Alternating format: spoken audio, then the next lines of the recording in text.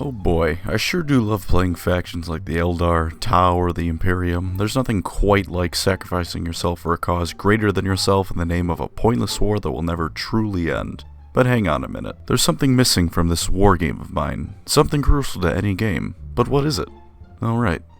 Fun. I like just about every faction in Warhammer to some extent, but you know what almost all of them are missing? A sense of fun. None of them know how to enjoy themselves. You'd think someone would figure out that they may as well live a little, but no. You'll get one or two people who might have heard of a smile, and that's about it. With one exception. One faction knows what fun means. One glorious faction who are fully aware of the world they live in and wouldn't ask for it any differently. So when you roll up to your friendly local game store, do you want to imagine your little plastic dudes having the time of their lives as they live through the heavy metal album cover that is 40k? And you, my friend, you want the Orks. The Orks are a group of mushrooms that are so goddamn stupid they warp reality around them. Created millions of years ago by the older ones to fight the Necrons, these creatures known as the Orks at the time were fucking monsters. Their smallest warriors were the size of dreadnoughts, but over time they degraded because they had no worthy enemies to keep them at their A-game. The Necrons had a case of the Mondays and decided to sleep it off for 65 million years, and the Eldar toggled God mode every time the Orks tried to fight them. No worthy and proper fights equals less and less Orks until you get the lovably stupid football hooligans we have now. But even in the 41st millennia, these green giants are still made for fighting and winning, while the other armies fight for pansy reasons like the glory of the God Emperor, galactic peace, and not being raped for all eternity. The Orks fight just because it's so fucking fun. So with all the background you need to know out of the way, why don't we explore some lore reasons you want to play Orks? We'll buckle up, because there's plenty of reasons. You know what the Orks will never run out of? Orks. Aside from the Tyranids, there's more Orks than any other race. The trillion-strong Imperial Guard might seem mighty until they look at the horizon and notice that all that green they're seeing isn't grass. It's angry mushroom people. So if you lose a game as the Orks, it doesn't matter. There's always more. And they're mushrooms. Do you know what happens when an Ork army gets killed by melee weapons or anything that isn't flamethrowers? They all grow back in a few months from spores. I mean, yeah, technically if the enemy uses flamer weapons then there won't be anything left to grow into more Orks, but this is 40k. There's like 1,000 people in the galaxy that are smart enough to know that, and all of them are the salamanders. So when the Orks lose a fight, not only will more be around to get revenge, the ones you just killed are gonna grow into more Orks. That's right. By fighting Orks, you're technically having sex with them. Why the fuck did I write that? Now I'm gonna have nightmares about giant green cock. And speaking of Orks losing, they have the absolute best attitudes towards warfare. If they win, then they won.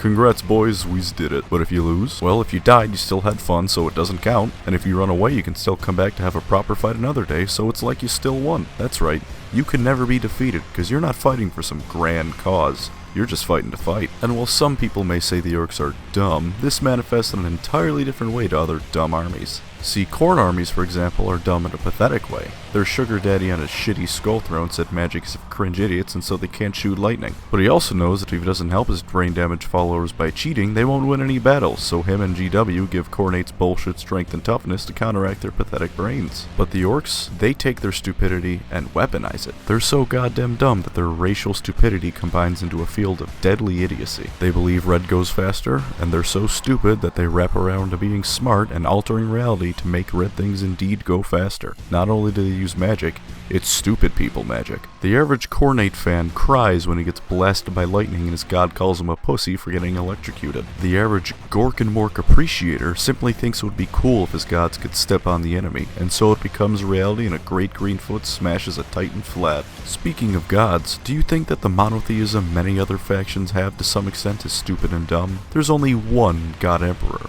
Chaos followers usually only revere one of the gods. Well, the Orks have that covered too. You have two gods named Gork and Mork. One is brutal yet cunning, while the other is cunning yet brutal.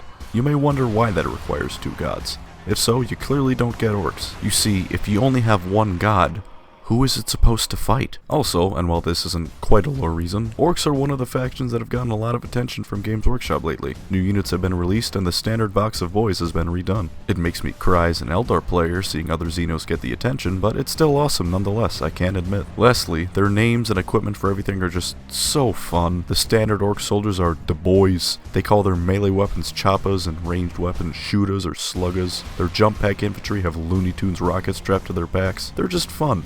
Nothing more to it. How about some rule reasons? Well, that numbers advantage they have in lore translates to rules too. The average orc boy is pretty goddamn cheap, to the point that multiple units over 20 is entirely possible, with plenty left over for bigger toys and larger point value games. Want to draw on your enemy in a green tide? You can.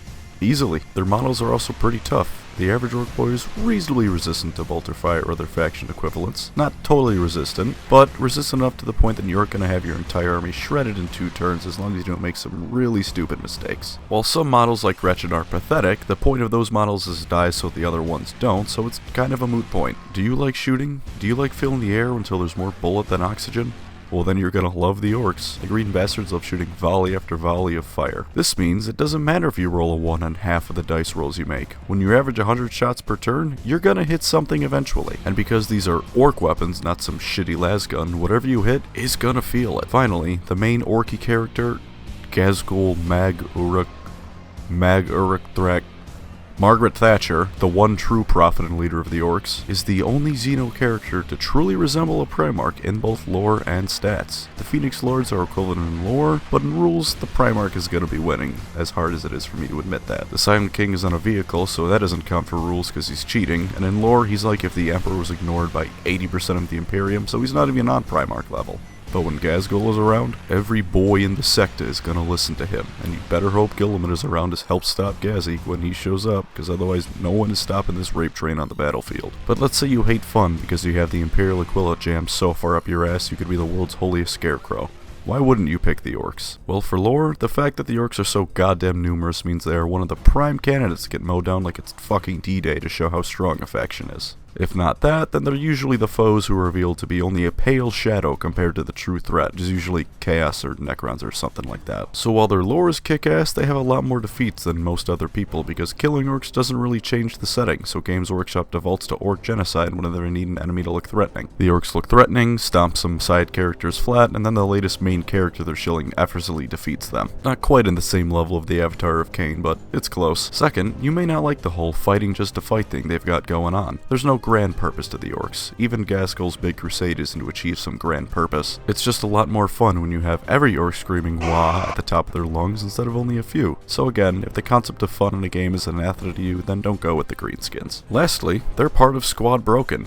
If you know what that is, then I'm sorry and I hope you can recover from what you suffered through. If you don't know, then I encourage you to read this wonderful story about the hardiness and brutality of the Orks. Now for rules downsides, those are a lot more understandable reasons to avoid the boys than the lore ones. A few paragraphs ago I said that with dozens if not over 100 shots a turn, you'll hit something eventually. The Orks don't get all those shots because they're overpowered though. They get them because they need them. While a few of your units have accuracy resembling that of a sniper, for the most part the Orks are just happy to be shooting and don't really care if they hit anything. Theoretically they'll hit on a 5 or a 6, but between potential psyker buffs and debuffs or any unit auras on your target, just assume you don't roll a 6, you're probably not going to hit it. Also, where your Orks are tough, they aren't that tough. You can take some punishment, and if you know what you're doing, you can offset it, but if you just blindly charge in machine gun fire, you're going to be taking heavy casualties. And while they aren't that cowardly either, if you start taking heavy losses, you might have some morale issues on your hands. Neither of these are extreme, like your Orks are to toughness what a Tau is to melee, but you'll need to keep them in mind. Artillery will also be the bane of your existence if you really double down on the greed tide aspect of the Orks. 30 boys will crush anything directly in their path, but if your enemy has some halfway decent guns in his backline, just assume you lose half those models the moment he fires. Lastly, because Orks are a horde army, they require a lot of models, which translates to a major investment in both time and money. You can play Orks with smaller armies of bigger war machines, which is fairly effective, but that being said, for the right and proper Ork experience, you'll be shelling out some dosh, to say the least. So for the love of God, use eBay or something if you don't plan on missing a mortgage payment or 6 if you're going to play the Orks. It's even worse because unlike other horde armies, the standard infantry box of Boyz doesn't come with 20 units like the Skaven or Gloomspite gets, or even just the 12 of the Tyranids.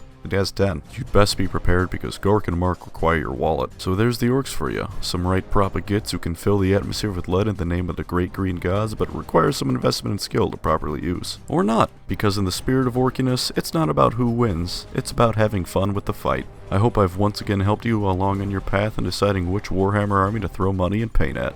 Thanks for watching and take care.